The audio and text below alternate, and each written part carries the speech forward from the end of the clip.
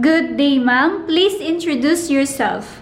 Good day, ma'am, sir. I'm Marisa Rabanera, 33 years old, married with 2 sons, high school graduate.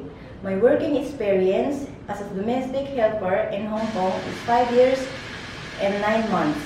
First contract, second contract, finished, third contract, break because I got pregnant. Tell me about your responsibilities in your previous job.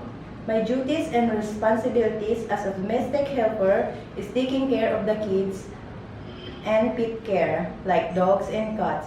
I do cleaning, washing, cooking, marketing, and all the household chores.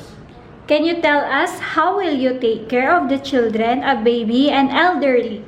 I will take good care of them by cooking food, feeding them, and make them healthy and clean. Please tell us some of your skills.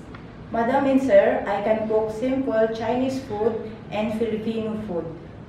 And I am willing to learn when it comes to cooking. What are the traits necessary to be a good domestic helper? Madam and sir, it is necessary to be a hardworking, fast learner, honest, God-fearing, and multitasking. Anything else you want to tell for your future employer? Can you tell them now? Ma'am and sir, I will promise to finish my 2 years contract. Thank you and God bless.